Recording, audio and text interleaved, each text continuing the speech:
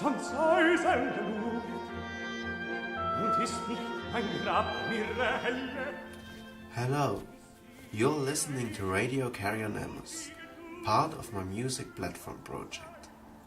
The music now playing is part of an aria sung by Florestan, a character from Beethoven's opera Fidelio. Solitarily confined in the cold dungeon, his rations of food and drink become increasingly scarce. Seems quite unusual for someone wasting away to speak in such a manner, doesn't it? Florestan was illegally arrested by Don Pizarro, whose unjust and reckless practices he wanted to reveal. Although he is suffering, his conscience to have done the right thing is uplifting. When close to losing consciousness, he sees an angel resembling his wife Leonore, taking him to the heavenly kingdom. What he would by no means presume, disguised as a man and working for the jailer, she is actually on a venture to rescue him. Now, Beethoven reworked his opera several times, partly revising such details like instrumentation and declamation, but also doing larger changes.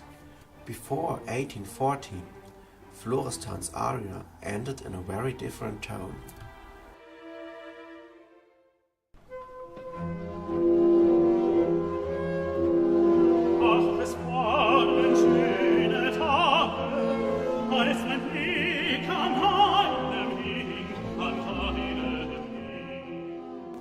Here we can sense a similar pulsating vibe, but the overall expression is more restrained. Florestan is not experiencing a vision, but looking back to the joyous times of the past, and he concludes with an affirmation of his conviction to have done the right thing.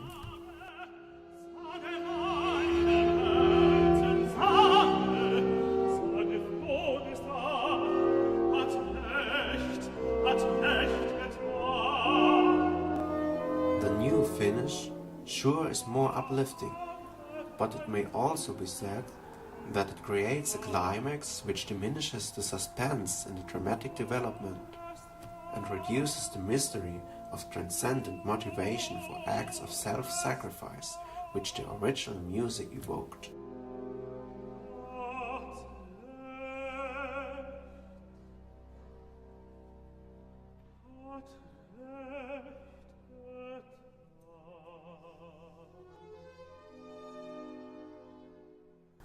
That is to say, we actually don't really know the original version of the aria. Only the 1806 and 1814 versions are completely preserved. We can see in the manuscript for 1806 that the closing musical passage originally belonged only to Mildre Liebe deine Klage and was changed to fit the preceding lines as well. Whereas in 1805 there was an additional part with a solo flute to those lines, which cannot be reconstructed.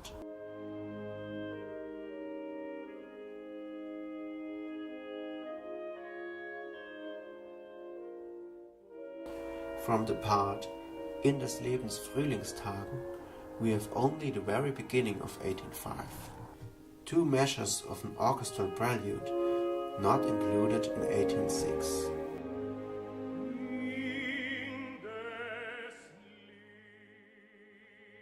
So what do we get presented as the 1805 version of Florestan's music?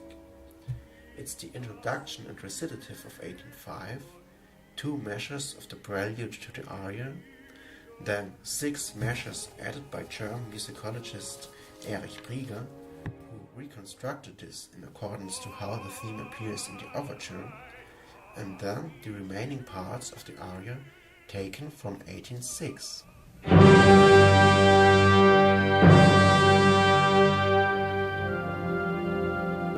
Swiss-German musicologist Willy Hess published a score for the 1805 version in such a cobbled-together way.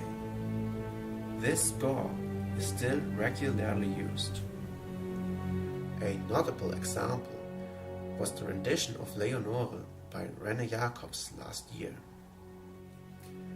The huge interest in reconstructing the 1805 version was motivated by the belief that the changes of 1806 were spoiling and mutilating the music.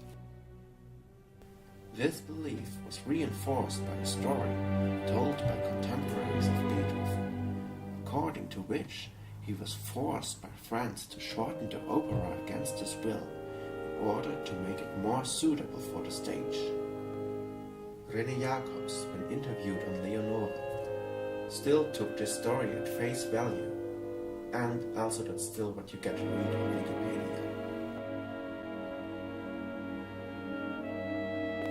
However, it has already been a while since Beethoven researcher Helga Lüning has shown that the story is definitely made up, and Beethoven's changes in 1806 were no less suffering than in 1840. Which makes sense considering he incorporated most of them when revising the opera once again.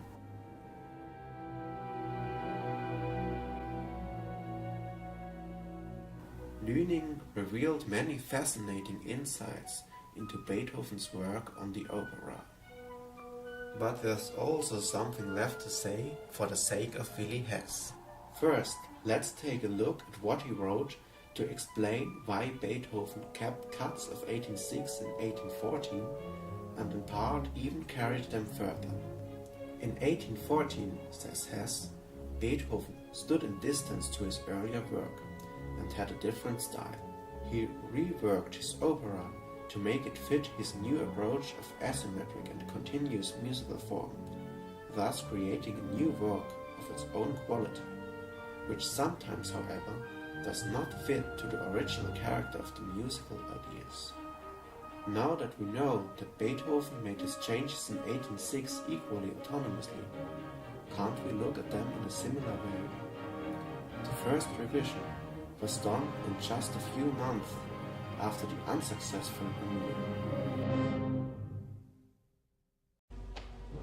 The opera was made more effective as a stage work this way, and many details were improved. However, reworking an already finished product, which was growing out of an artistic vision, cannot be done without impairing some of the original qualities.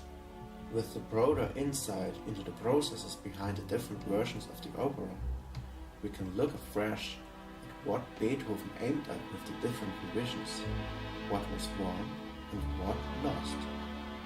That way, we can benefit from the gained knowledge in ways other than purely archaeological. Willy Hess was an author who held the view that although our access to music is always subjective, something truthful can be found therein. He engaged in an examination of personal experience, which appears left behind in musicology and music education today.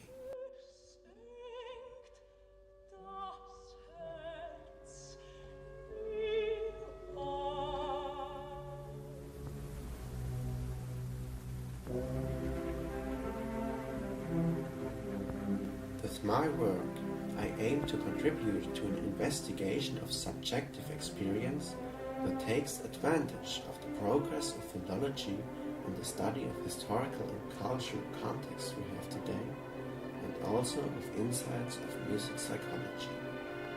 I do not consider it adequate to build up a new system deducting what is good and bad music, as was done in the past.